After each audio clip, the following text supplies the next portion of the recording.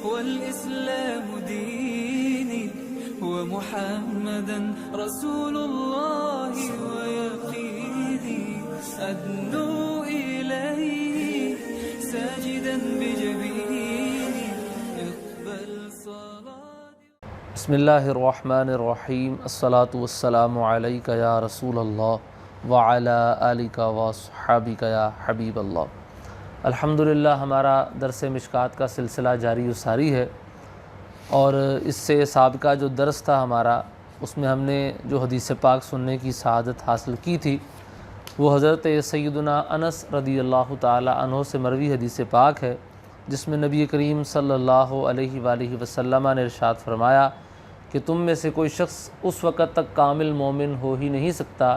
جب تک میری ذات اس کے نزدیک، اس کے والدین، اس کی اولاد اور تمام لوگوں سے زیادہ محبوب اور پیاری نہ ہو جائے۔ اس پر ہماری کافی ان ڈیٹیل گفتگو سابقہ درس میں ہوئی۔ آج جو حدیث پاک بیان کی جائے گی یہ بھی حضرت سیدنا انس رضی اللہ تعالی عنہ سے مروی ہے۔ فرماتے ہیں قال رسول اللہ صلی اللہ علیہ وسلم ثلاث من کن فیہ وجد حلاوت الایمان، تین باتیں جس شخص میں جمع ہوں گی وہ ایمان کی حلاوت کو پالے گا۔ آئیے سنتے ہیں کہ وہ کون سی تین باتیں ہیں کہ جن کی وجہ سے اللہ تعالی ہمیں ایمان کی حلاوت اور مٹھاس عطا فرمائے گا۔ یقیناً اس پرفتن دور میں ایمان کی کمزوری بڑھتی ہی چلی جا رہی ہے، اور ہم تقریباً مسلمان ایمان کی کمزوری کا شکار ہیں۔ ہمارا ایمان یقیناً اتنا مضبوط نہیں ہے جتنا مضبوط ہونا چاہیے۔ تو ایمان کی حلاوت کیسے ملے گی؟ آئیے نبی کریم علیہ الصلاۃ والسلام کی زبان اقدس سے، آپ کی حدیث مبارکہ سے سننے کی سعادت حاصل کرتے ہیں کہ ایمان کی حلاوت کس مومن کو عطا کی جائے گی۔ تو آقا کریم علیہ الصلاۃ والسلام ارشاد فرماتے ہیں من کان اللہ ورسولہ احب الیہ مما سواہما، کہ وہ شخص کہ جس کے نزدیک اللہ اور اس کا رسول صلی اللہ علیہ وسلم اوروں سے زیادہ محبوب اور پیارے ہوں۔ جس شخص میں صفت ہوگی کہ اسے اللہ اور اس کے رسول صلی اللہ علیہ وآلہ وسلم سے اوروں کی بنسبت زیادہ پیار ہوگا، تو وہ ایمان کی حلاوت کی ایک صفت کو اپنے اندر جو ہے وہ سموئے ہوئے ہوگا۔ آج ہم غور کریں کہ کیا ہمارے اندر ایمان کی مٹھاس پیدا کرنے والی یہ صفت موجود ہے یا نہیں ہے۔ اگر غور کیا جائے تو کئی مقامات پر، کئی جگہوں پر ہم اللہ اور اس کے رسول صلی اللہ علیہ وآلہ وسلم کی بنسبت اوروں کو ترجیح دے دیتے ہیں۔ مثال کے طور پر نماز کا ٹائم ہو گیا، نماز پڑھنی ہے۔ اب بعض اوقات کئی دفعہ تو ایسا ہوتا ہے کہ کوئی مجبوری نہیں ہوتی، کوئی ٹینشن نہیں ہوتی، کوئی پریشانی نہیں ہوتی، لیکن یہ بندہ مومن بلا وجہ اللہ اور اس کے رسول صلی اللہ علیہ وآلہ وسلم کے حکم کو ترک کر دیتا ہے، تو یقیناً یہ اپنی خواہش کو اور کسی بات کو نماز پر ترجیح دے دیتا ہے۔ یا بعض اوقات دکان کا مسئلہ ہوتا ہے، کاروبار کا مسئلہ ہوتا ہے، کوئی چھوٹا سا فنکشن ہوتا ہے، کوئی ویسے کوئی چھوٹا سا کام پڑ گیا۔ اب کیا ہوتا ہے، نماز کا بھی وقت ہے، ایک طرف اللہ تبارک و تعالیٰ کا حکم موجود ہے، نبی پاک علیہ السلام کا حکم مبارک موجود ہے، اور دوسری طرف اپنی خواہش، اپنا چھوٹا سا کام، اپنا کوئی فنکشن، اپنی دکان، اپنا کام کاج، یا کوئی بھی ایسی چھوٹی موٹی مجبوری اس کے مقابلے میں موجود ہوتی ہے۔ ہم غور کریں ہم ترجیح کسے دیتے ہیں؟ اللہ اور اس کے رسول صلی اللہ علیہ وآلہ وسلم کی محبت کو ہم ترجیح دیتے ہیں یا اور باتوں کو ترجیح دیتے ہیں؟ یہ ہم میں سے ہر ایک کو غور کرنا چاہیے۔ اس کے علاوہ بھی بہت سارے معاملات، کئی دفعہ کوئی ناجائز کام کرنے جا رہے ہوتے ہیں۔ اس کی بڑی مثال شادی بیاہ کے موقعوں پر ملتی ہے۔ بعض اوقات ایک فیملی ایسی ہے یا کوئی شخص جس کی شادی ہے، جس کے ہاں شادی ہے، وہ ویسے بھی وہ ہوتا ہے پلان کہ بھی میں نے شادی پہ گانے باجے کرنے ہیں، ڈھول ڈمکا کرنا ہے، اور بس ایسے شادی کروں گا۔ اب وہ ایسے سے مراد وہ تمام کام کرنا ہوتا ہے کہ جس میں اللہ اور اس کے رسول صلی اللہ علیہ وآلہ وسلم کی نافرمانیاں ہو رہی ہوتی ہیں۔ ایسے موقع پر اگر کوئی سمجھائے کہ بھائی یہ اللہ اور اس کے رسول صلی اللہ علیہ وآلہ وسلم کو ناراض کرنے والے کام ہیں، او بھائی شادی کے موقع پر سب کچھ چلتا ہے، کوئی مسئلہ نہیں ہے، کوئی بات نہیں، اللہ سے معافی مانگ لیں گے۔ اب ہم یہاں غور کریں کہ کہیں ہمارے دل میں اور باتوں کی محبت اللہ اور اس کے رسول صلی اللہ علیہ وآلہ وسلم کی محبت سے زیادہ تو نہیں؟ اگر اللہ اور اس کے رسول صلی اللہ علیہ وآلہ وسلم کی محبت زیادہ ہوتی تو یقیناً ان کے احکامات کو ہم یہاں ترجیح دیتے۔ کئی دفعہ دینی کہلانے والے بھی جو حضرات ہوتے ہیں عام طور پر نمازیں پڑھتے ہیں، اچھے کام کرتے ہیں، دین سے وابستہ ہوتے ہیں، لیکن جب ایسا موقع آتا ہے تو اس وقت سارے کاموں کو، ساری دینی احکامات کو بلا کر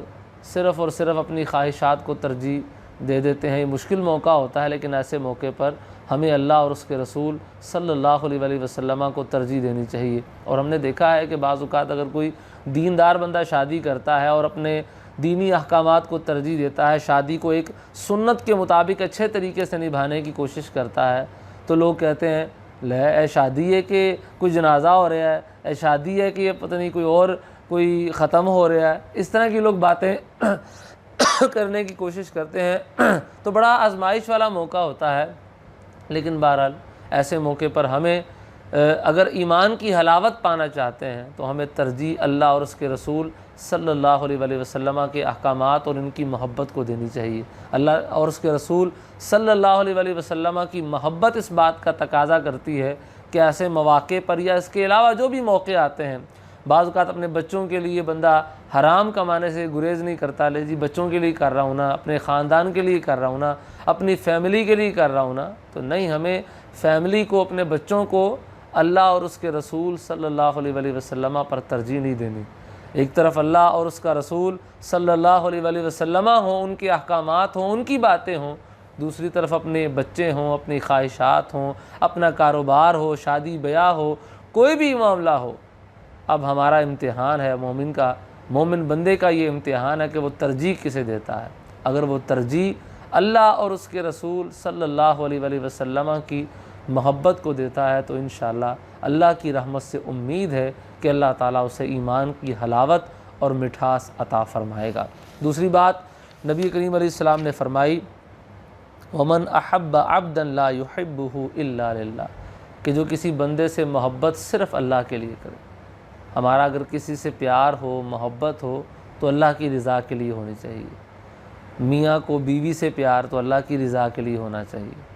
بہن بھائیوں کا پیار تو اللہ کی رضا کے لیے، والدین سے پیار اللہ کی رضا کے لیے۔ یہ میں اس لیے بات کر رہا ہوں، ایک طبعی محبت تو ہوتی ہے ان لوگوں سے، بیوی سے، بچوں سے، والدین سے، دوست احباب سے، طبعی ایک محبت انسان کی ہوتی ہے، لیکن اس میں بھی کوشش کرنی چاہیے ہمیں اللہ کی رضا مقصود ہونی چاہیے۔ جب اللہ کی رضا مقصود ہوگی نا تو پھر کسی قسم کی شکایت ہمیں کسی بندے سے نہیں ہوگی کہ میں اس سے جو پیار کرتا ہوں، اس سے جو محبت کرتا ہوں، میں صرف اللہ کے لیے کرتا ہوں۔ بیوی سے اگر اظہار محبت کر رہے ہیں، بچوں سے اظہار محبت کر رہے ہیں، اس نیت کے ساتھ کر رہے ہیں، ایک طبعی محبت اپنی جگہ پر ہے، لیکن اگر آپ کی نیت میں یہ ہے کہ نبی کریم علیہ السلام کی سنت ہے بچوں پر شفقت کرنا، والدین کی عزت کرنا، ان کا خیال کرنا، یہ نبی پاک علیہ السلام کا حکم ہے، اپنے گھر والوں سے اظہار محبت کرنا، ان کا خیال رکھنا اور ان کو کئی معاملات میں ترجیح دینا، اگر آپ اس میں نبی کریم علیہ السلام کی سنت کا خیال کریں گے اور اللہ کی رضا کی نیت کریں گے تو اگر کبھی والدین سے، کبھی اولاد سے، کبھی بیوی بچوں سے کوئی خلاف مزاج بات آ بھی جائے گی تو آپ اسے اتنا محسوس نہیں کریں گے کہ اور اپنے پیار میں کمی نہیں لائیں گے، اس کو ایک مطلب اپنے لیے کوئی انتقامی کارروائی کا ذریعہ نہیں بنائیں گے۔ کیوں کہ آپ ان سے اگر پیار اور محبت کرتے ہیں تو اللہ کی رضا کے لیے کرتے ہیں، اللہ کے لیے کرتے ہیں۔ جب آپ اللہ کے لیے کرتے ہیں تو اس کا اجر اللہ ہی آپ کو عطا فرمائے گا۔ اپنے کسی دوست سے اگر محبت کرتے ہیں آپ اللہ کی رضا کے لیے، اب ظاہری بات ہے یہاں فرق تو ہوگا، ایک دوست آپ نے لفنڈر قسم کا بنایا ہوا ہے جس کا کوئی تعلق ہی نہیں ہے اللہ اور اس کے رسول صلی اللہ علیہ وسلم کی ذات سے، تو اس سے اللہ کے لیے محبت کا سلسلہ کیسے کہا جا سکتا ہے؟ ہاں یہ ہو سکتا ہے کہ آپ کسی سے تعلق جوڑیں، ایک بندہ جو نماز نہیں پڑھتا،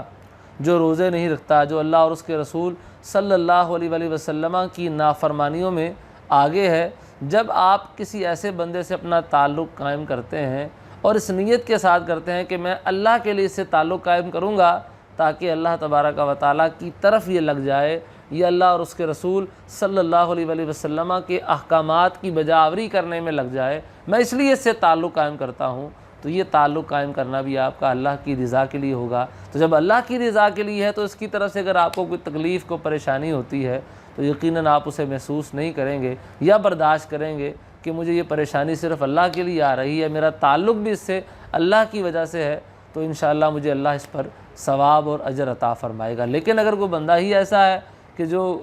مطلب گناہوں میں پڑا ہے اور بالکل راہ ہدایت کی طرف گامزن نہیں ہے، اور آپ کو چونکہ ویسے ہی وہ اچھا لگتا ہے اس لیے اس کے ساتھ تعلق بنایا ہوا ہے، تو کبھی بھی یہ تعلق اللہ اور اس کے رسول کے لیے نہیں ہوتا۔ تو یوں اپنے ہر تعلق کو ہمیں جو اس کا ایک ترازو رکھنا چاہیے، وہ ترازو ہمارا اللہ اور اس کے رسول صلی اللہ علیہ وآلہ وسلم کی محبت ہونی چاہیے، کہ میری اگر کسی سے الفت ہے، محبت ہے، میرا اگر کسی کے ساتھ کوئی تعلق ہے تو وہ صرف اور صرف اللہ تبارک و تعالیٰ کی رضا کے لیے ہے، اس کے علاوہ میرا اور کوئی مقصد نہیں ہے۔ اور پھر جو اللہ کے ولی ہیں، اللہ کے نیک بندے ہیں، ان سے اللہ کے مومن بندوں کو پیار ہوتا ہے۔ ہمیں خواجہ صاحب رحمۃ اللہ تعالیٰ علیہ سے پیار ہے، خواجہ معین الدین چشتی اجمیری رحمۃ اللہ تعالیٰ علیہ سے ہمیں پیار ہے، حضور سیدنا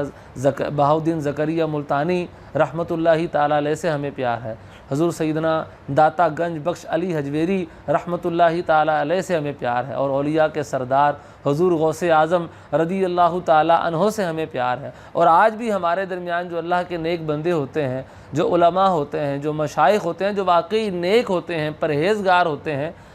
مسلمان کے ایمان کی مٹھاس اسے تب ملے گی جب وہ ان سے پیار کرے گا۔ کیونکہ وہ ان سے پیار کیوں کر رہا ہے؟ حضور داتا گنج بخش رحمۃ اللہ تعالیٰ علیہ، ان سے ہمیں پیار کیوں ہے؟ وجہ کیا ہے؟ انہوں نے ہمیں کوئی زمین تو نہیں دی، انہوں نے ہمیں کوئی پلاٹ تو نہیں دیے، انہوں نے ہمیں کوئی کاروبار تو شروع نہیں کروایا، ان کی طرف سے ہمیں کوئی اور وراثت میں کوئی چیزیں تو نہیں نہ پہنچی۔ ان سے ہمیں پیار کیوں ہے؟ کیونکہ یہ اللہ کے ولی ہیں، کیونکہ ان کا تعلق اللہ سے ہے۔ جب ان کا تعلق اللہ سے ہے تو ہمیں بھی ان سے پیار ہے، کیونکہ ان کا تعلق اللہ سے۔ تو اولیاء اللہ کی جو محبت ہے، اللہ کے ولیوں کی جو محبت ہے، یقیناً یہ اللہ کی محبت ہے۔ تو کسی سے محبت رکھنے کی یہ بہترین مثال ہے، یعنی اللہ کے لیے جب انسان کسی سے محبت رکھتا ہے، اس کی بہترین مثال اولیاء اللہ سے محبت ہے، اللہ کے نبیوں سے محبت ہے، اللہ والوں سے محبت ہے، جو اللہ کے نیک بندے ہیں ان سے محبت ہے۔ یہ اللہ کے لیے کسی بندے سے محبت رکھنے کی اعلیٰ مثال، اور اس کے بہت سارے فضائل احادیث طیبہ میں آئے ہیں۔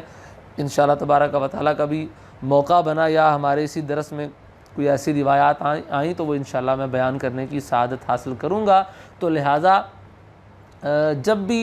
یعنی کہ ایمان کی اگر ہم حلاوت اور مٹھاس پانا چاہتے ہیں، تو اگر کسی سے ہماری محبت اور پیار ہو تو وہ اللہ کی رضا کے لیے ہونا چاہیے۔ اور تیسری بات نبی پاک علیہ السلام نے خصلت یہ بیان فرمائی، جس میں یہ ہوگی وہ ایمان کی حلاوت اور مٹھاس پائے گا۔ فرمایا جو کفر میں جانے کو ایسے ناپسند کرے جیسے آگ میں جانے کو کوئی بندہ جو ہے وہ ناپسند کرتا ہے، یعنی اللہ تعالیٰ نے جب ہمیں ایک کفر سے نکال کر ایمان کی دولت عطا فرمائی ہے، تو بندہ مومن وہ کفر میں پڑنا ایسے ناپسند کرے جیسے آگ میں ڈالا جانا بندے کو ناپسند ہوتا ہے، بلکہ اس سے بھی زیادہ وہ ناپسند کرے۔ ہم غور کریں کیا ایمان کی یہ خصلت ہم میں پائی جاتی ہے؟ بعض اوقات ہمارے کئی مسلمان بھائیوں کو، بہنوں کو خبر ہی نہیں ہوتی، اور وہ بہت سارے ایسے الفاظ اپنی زبان سے نکال جاتے ہیں جس سے کہ وہ کفر میں جا پڑتے ہیں، اور انہیں اگر بعض ایسے بھی ہوتے ہیں جن کو سمجھایا جائے، بتایا جائے تو وہ ڈر جاتے ہیں، اچھا ایسا ہوا، میں توبہ کرتا ہوں، میں دوبارہ ایمان قبول کرتا ہوں، میں تجدید ایمان کر لیتا ہوں۔ لیکن بعض ایسے ہوتے ہیں انہیں سمجھایا جائے، اور جاؤ جی جاؤ مولوی صاحب، ساڈا ایمان پکا ہی ہے، ہاں کوئی گل نہیں، انی گل نہ بندے دا ایمان ضائع نہیں ہوندا، اس طرح کی باتیں کرتے ہیں، اور معاذ اللہ ایسے سخت کلمات اللہ اور اس کے رسول صلی اللہ علیہ وآلہ وسلم کے لیے بول جاتے ہیں، جنت دوزخ کے لیے بول جاتے ہیں، فرشتوں کے لیے بول جاتے ہیں، کہ جن کے بولنے سے بندہ ایمان سے خارج ہو جاتا ہے۔ ہمارے ہاں جنت میں کے حوالے سے لطیفے بنے ہوتے ہیں، اس کا مذاق بعض اوقات نعمتوں کا اڑایا گیا ہوتا ہے، جہنم کے عذاب پر لطیفے بنے ہوتے ہیں، اس پر تو بہت لطیفے بنے ہوتے ہیں، بہت لطیفے بنے ہوتے ہیں، کسی ایکٹر کے حوالے سے پتہ نہیں، بہرحال طرح طرح کے لطیفے، کبھی کوئی سناتا ہے مسئلہ پوچھنے کے لیے لوگ بعض اوقات مجھے بھیجتے ہیں، تو بعض اوقات پڑھنے کا جب موقع ملتا ہے یا سننے کا جب موقع ملتا ہے تو حیرت بھی ہوتی ہے کہ یار لوگ مطلب چلو مذاق مسکری کرتے ہیں یا کوئی شغل لگاتے ہیں، تو اتنا شغل میں اتنا حد تک آگے بڑھ جاتے ہیں کہ جن پر ہمارے ایمانیات کی بنیاد ہے ان چیزوں کو بھی نہیں چھوڑتے۔ اللہ رسول کی ذات پر معاذ اللہ کوئی شغل کرنے کا تک بنتا ہے، جنت دوزخ پر کوئی شغل کرنے کا تک بنتا ہے، یا معاذ اللہ فرشتوں پر جو اللہ کے معصوم فرشتے ہیں، حضرت سیدنا ملک الموت علیہ السلام، داروغہ جہنم، یا جو بھی اللہ کے مقرب بارگاہ جو فرشتے ہیں، ان پر کوئی شغل کرنے کا تک بنتا ہے، کوئی لطیفے بنانے کا کوئی تک بنتا ہے۔ تو یہ ان پر جن کا تعلق ہمارے ایمانیات سے ہے، ان پر جو بندہ لطیفے بنائے، مذاق اڑائے ایسی چیزوں کا، تو یقیناً وہ اپنے ایمان سے کئی مرتبہ ہاتھ دھو بیٹھتا ہے۔ تو لہذا ایسے کاموں سے ہمیں بچنا چاہیے اور ڈر جانا چاہیے کہ یار نہیں، میں اگر ایسا کلمہ بولوں گا کہیں میرے اس کلمہ بولنے کی وجہ سے کہیں میں دائرہ اسلام سے نکل تو نہیں کہ یہ کلمہ میرے ایمان کے لیے خطرناک تو نہیں ہے۔ اس کا خوف ہمارے دل میں ضرور لازمی بیٹھا ہونا چاہیے کہ ایمان بڑی نازک چیز ہے۔ انما الاعمال بالخواتیم، اعمال کا دار و مدار خاتموں پر ہے۔ خاتمہ اگر ایمان پر ہوگا، مسلمان اپنا ایمان ساتھ لے کے جائے گا، اللہ کی رحمت سے امید ہے جنت بھی مل جائے گی۔ لیکن اگر خاتمہ ایمان پر نہ ہوا تو پھر جیسے مرضی نیک اعمال کریں پھر جنت نہیں مل سکتی۔ تو لہذا اس لیے ضرور اپنے ایمانوں کی فکر کی جائے اور کفر میں پڑنے کو سخت ناپسند کیا جائے، مضبوطی کے ساتھ اپنے ایمان پر قائم دائم رہا جائے۔ ایسے گانے سننا، ایسے لطیفے سننا، ایسی باتیں سننا کہ جس میں آپ سمجھتے ہیں کہ میں سنوں گا میرا ایمان ضائع ہو جائے گا، تو خود بھی رکیں، اپنے مسلمان بھائیوں کو بھی اس سے منع کریں۔ اللہ تبارک و تعالی ہمیں ان تینوں خصلتوں کو اپنے اندر پیدا کرنے کی توفیق عطا فرمائے۔ دوبارہ آخر میں بیان کر دیتا ہوں کہ اللہ اور اس کا رسول صلی اللہ علیہ وآلہ وسلم اوروں سے زیادہ محبوب ہوں، پہلی خصلت۔ دوسری کہ جو کسی سے اگر محبت کرے تو صرف اللہ کی رضا کے لیے کرے۔ تیسری خصلت کیا ہے کہ کفر میں جانے کو ایسے ہی بندہ ناپسند کرے جیسے آگ میں ڈالے جانے کو ناپسند کرتا ہے۔ اللہ تبارک و تعالی ہمیں عمل کرنے کی توفیق عطا فرمائے۔ آمین بجاہ النبی الامین صلی اللہ علیہ وسلم۔